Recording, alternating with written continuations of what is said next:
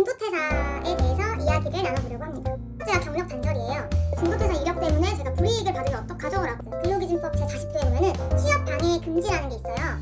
그리고 이제 사직서를 언제 제출을 해야 되냐, 손해배상 청구를 한다고 하는데 내가 사인을 하더라도 크게 효력이 발생하지 않을 뿐더러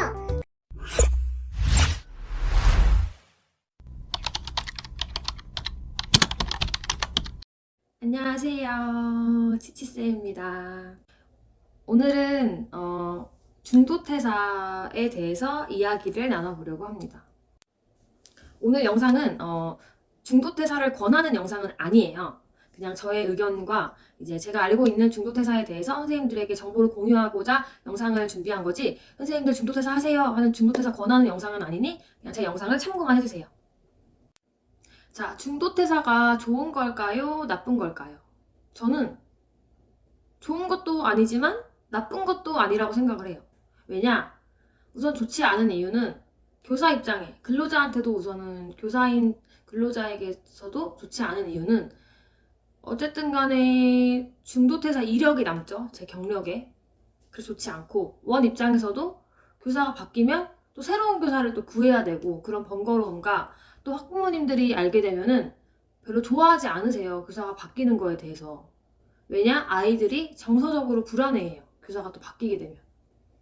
그래서 좋지 않지만 또 나쁘지 않은 이유는 무조건 나쁘지 않은 게 아니라 내가 이 원을 다니고 있는데 너무 힘들어. 원장님 폭언에 폭행에 교사들의 집단 따돌림에 내가 너무 힘들어가지고 심리적으로 압박감이 오고 막 우울증 걸려서 약까지 먹을 정도의 이런 심리적인 불안한 상태면 내 건강이 우선이에요. 내 건강이. 자, 선생님들이 이제 중도퇴사를 한 다음에 제일 고민을 하시는 부분 중에 하나가 첫 번째가 경력 단절이에요. 근데 경력 단절은 어쩔 수 없어요, 선생님들. 그거는 선생님이 경력 단절이 걱정되시면 그냥 1년을 마치시는 방법밖에 없고요. 그리고 두 번째는 이제 내가 면접을 보러 가는데 이 중도퇴사 이력이 혹시 그 중도퇴사 이력 때문에 제가 불이익을 받으면 어떡하죠? 라고 하시는데 그것도 약간 원바이 원이에요. 그거는 그 면접을 보러 갔는데 중도퇴사 이력이 있네요 라고 질문은 당연히 하실 수 있어요, 원장님께서.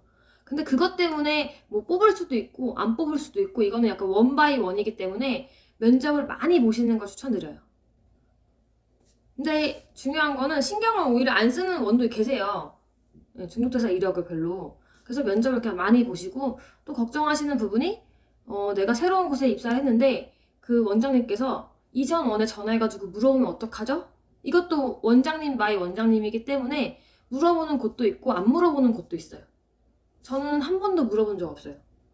물론 뭐 중도퇴사를 한 적이 별로 없기 때문에 안 물어본 것도 있는데 제가 이제 원을 이제 1년을 마치고 이직을 하잖아요. 1년이나 몇 년 마치고 이직을 할 때 새로운 원에 갔을 때 뭐 그거에 대해서 전화로 물어보거나 그런 원장님도 안 계셨고 중도퇴사 해가지고 갔을 때도 원장님이 전에 원에 전화해가지고 물어본 원장님도 안 계셨어요. 그래서 그것도 약간 원장님 바이 원장님? 그리고 이제 그런 경우가 있어요. 간혹가다 이제 원장님들이 그냥 우스갯소리인지는 모르겠는데 그냥 툭툭 던지시는 말씀이 나 이 주변에 아는 원장님들 많다. 약간 이런 식으로 협박 아닌 협박을 하시는 원장님들도 계세요. 간혹 가다가 선생님 약간 자기한테 잘 보여야 된다는 식으로 그렇게 얘기를 하시고 선생님들이 걱정하시는 부분이 이제 원장님들끼리 다 알 텐데 그럼 원장님이 저에 대해서 안 좋게 소문을 내가지고 내가 취업을 못하거나 취업할 때 조금 불이익이나 방해가 되면 어떡하죠? 라고 이제 걱정을 하시는 부분이 있는데 근로기준법 제40조에 보면은 취업 방해 금지라는 게 있어요. 2년 이하의 징역 또는 3천만 원 이하의 벌금에 처해요. 근데 취업 방해 금지는 내가 새로 옮기려는 이제 이직하려는 원에서 확실하게 저한테 합격 통보를 했을 때 효력이 발생돼요. 확실하게 합격 통보를 했는데 확실하게 합격 통보를 했음에도 불구하고 그런 부당한 사유로 번복하는 경우에는 법적 대응도 검토해볼 필요가 있어요. 그리고 이제 사직서를 언제 제출을 해야 되냐 이것도 많이 걱정을 하시는데 이제 사실은 당일 퇴사도 그렇게 문제가 되지는 않아요. 제가 알기로 법적으로 문제가 되는 부분은 없고 근데 100% 문제가 안 된다고 말씀을 드리기는 좀 어려운데 보통 문제가 되지는 않아요. 우리가 이제 미리 말씀을 드리는 이유가 사람을 구해야 되고 또 인수인계 문제로 우리가 미리 말씀을 드리는 거예요. 말씀드린 것처럼 이제 근로기준법에 퇴사에 관련된 규정은 없고요. 민법 60조에 고용에 대한 규정이 있어요.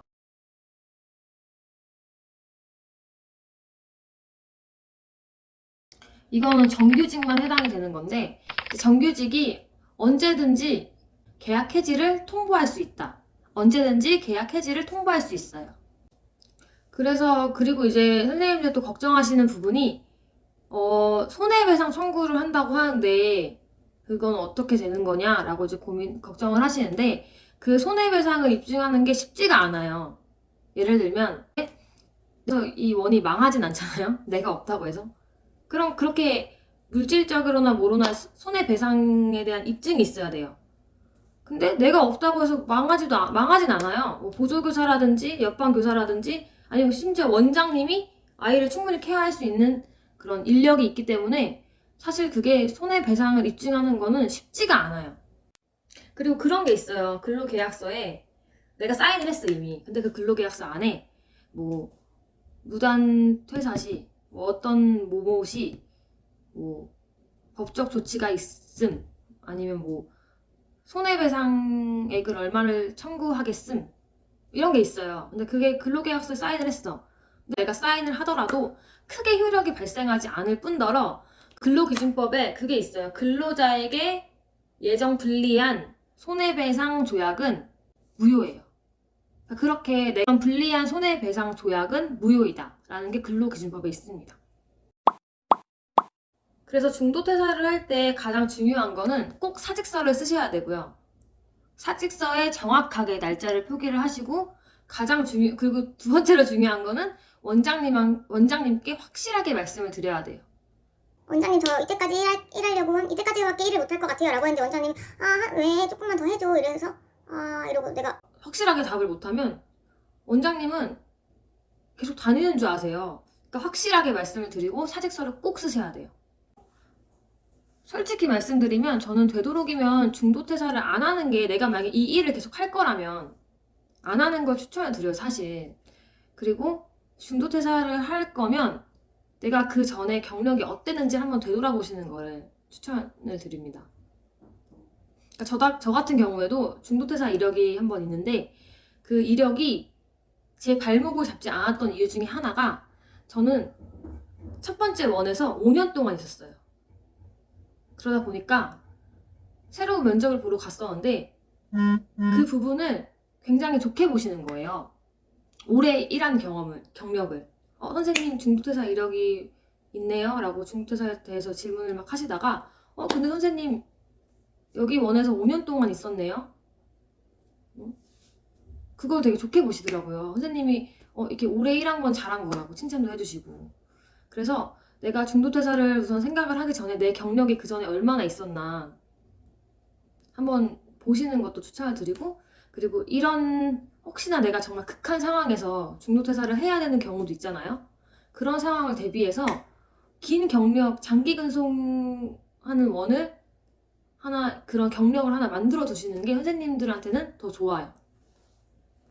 그리고 제가 이렇게 앞서 중도퇴사에 대해서 말씀을 드리긴 했는데 되도록이면 좋게 마무리를 하시고 그만두시는 게 좋아요. 법까지 들먹이면서 굳이 막 원장님과 싸우고 그만두면은 내 마음도 안 좋잖아요. 그쵸? 그 원장님 마음만 안 좋은 게 아니라 내 마음도 안 좋아요. 오늘 영상은 여기까지입니다. 혹시 중도퇴사에 대해서 궁금하신 점이 있으시면 댓글로 남겨주세요. 감사합니다. 구독과 좋아요 눌러주세요.